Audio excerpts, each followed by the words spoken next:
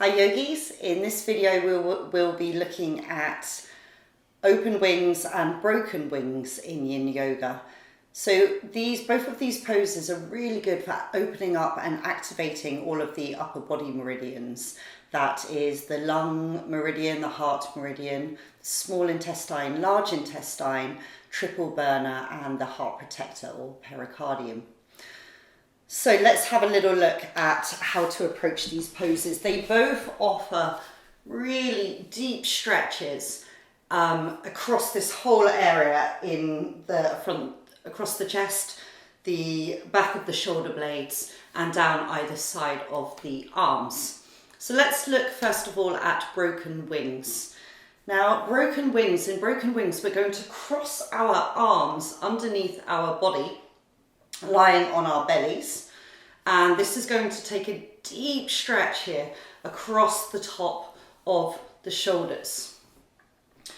Depending, especially in the case of women, depending on the size of your chest, will depend on how easy it is for you to, and comfortable it is for you to get down towards the ground. So make sure you have props on hand for your head, and you'll really want to play about with where your arms are positioned underneath your body when you're coming forward. So I would suggest from a tabletop lowering down into a sort of Sphinx pose.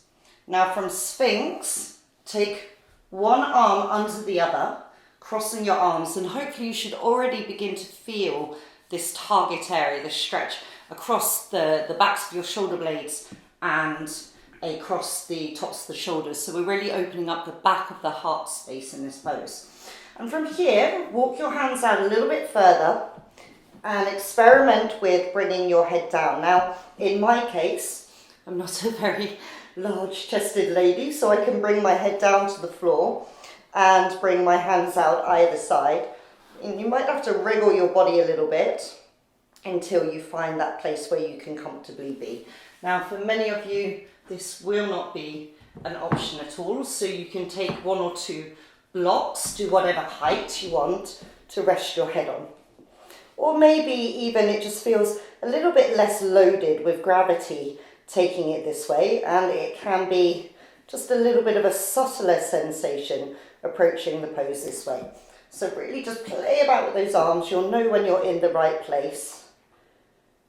Alternatively, if this is just too much for you, then take one arm at a time and leave the other out of the equation. You can take it somewhere overhead, out to the side, and then you can lean a little bit more into that stretch across the top of the shoulder and across the shoulder blade of the arm that's underneath. And this can feel a little bit more approachable some days as well.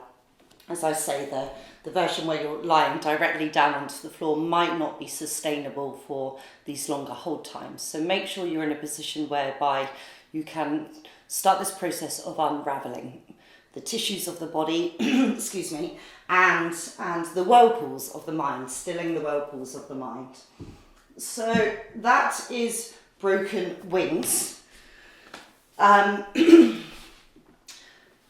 One really important thing to mention here is that if you start to feel any numbness or pins and needles down your arm, you may want to back off. This could be a sign. So we've got the innervation coming from our neck, from our brachial plexus, down through the arms.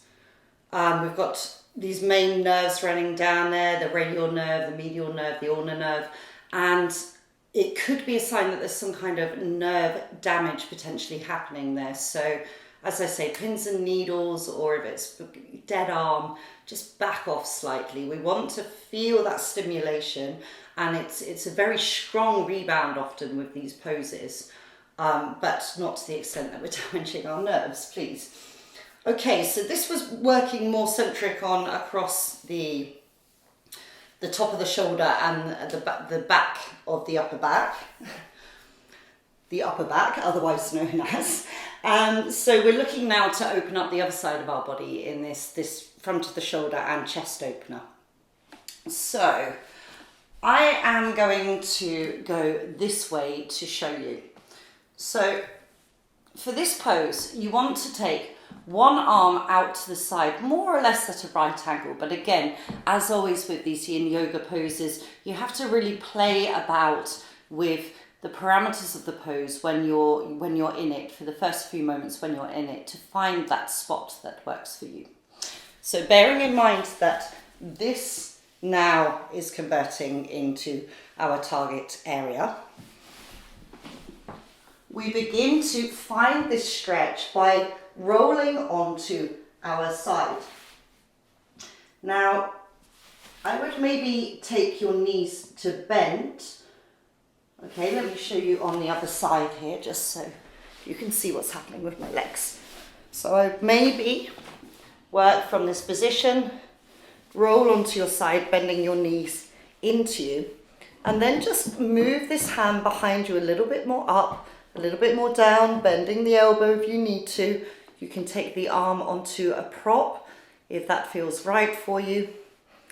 And maybe just being here, I'm certainly starting to feel a stretch here in this target area already.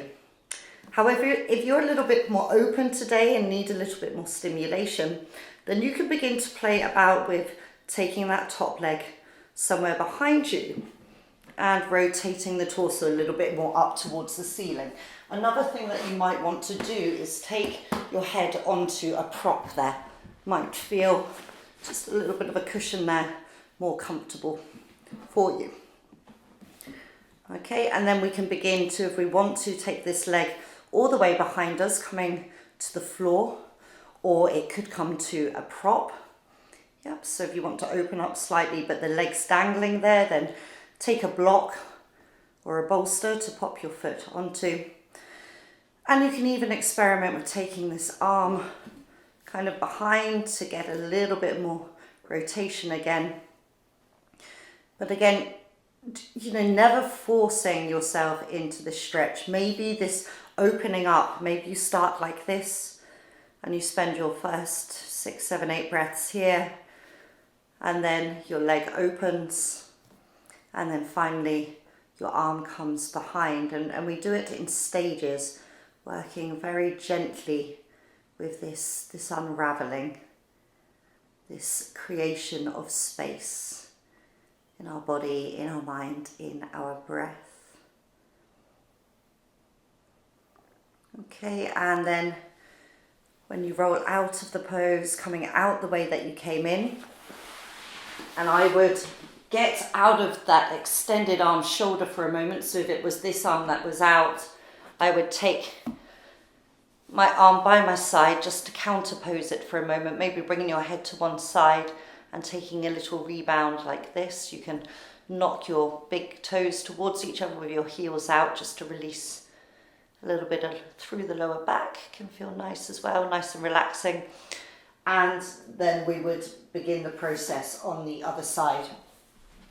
And the same with broken wings. So when you're coming out of your broken wings, it might feel nice to kind of cactus your arms as your counter pose.